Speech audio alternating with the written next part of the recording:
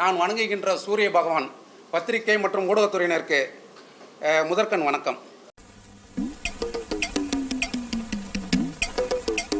தற்சமயம் என்ன செய்தினா, இந்த மஞ்சள் வீரன் திரைப்படத்திலிருந்து தம்பி டிடிஎஃப் வாசனை முழுமையாக நீக்கப்படுகிறார்.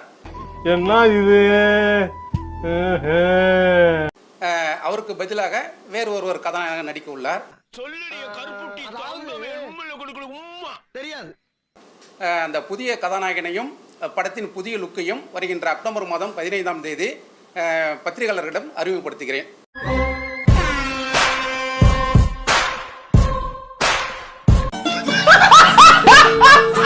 சார் படம் பூஜை போட்டாச்சு சார்.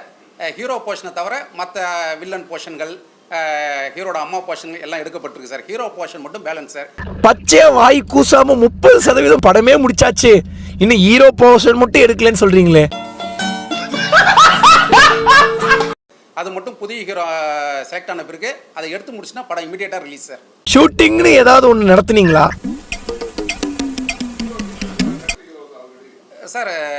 செலெக்ஷன் நடக்குது சார். ஏற்கனவே ஒரு படத்தில் நடித்த ஒரு தம்பியும் கவனத்தில் இருக்கார் சார்.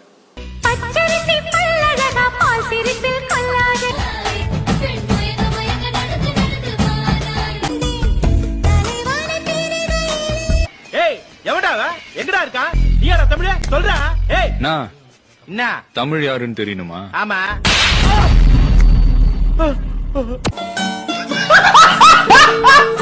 சார் உண்மையா தான் சொல்றேன், தம்பி தான் நெக்ஸ்ட் சூப்பர் ஸ்டார். அதுல எதுவும் மாத்திலாம் சொல்லல. இவன் என்ன குரங்க விட மோசமா தவறா? இதெல்லாம் குரங்கு பார்த்துச்சுன்னா அவமானத்துல சூசைட் பண்ணி தொலைஞ்சிருமே. சார் படப்பிடிப்பு ஒரு 35% முடிஞ்சிடுது சார்.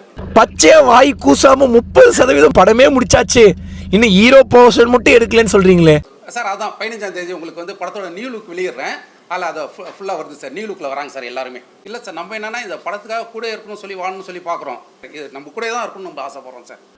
ஒருவேளை இருக்குமோ, ஒருவேளை இருக்குமோ, இருக்குமோ, ஒருவேளை இருக்குமோ.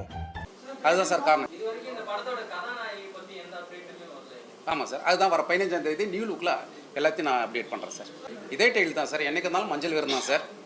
இல்லை சார், இப்போ இருக்கிற ஹீரோ வந்து 50 கிலோமீட்டர் வேக தான் பைக் ஓட்டுவார் சார்.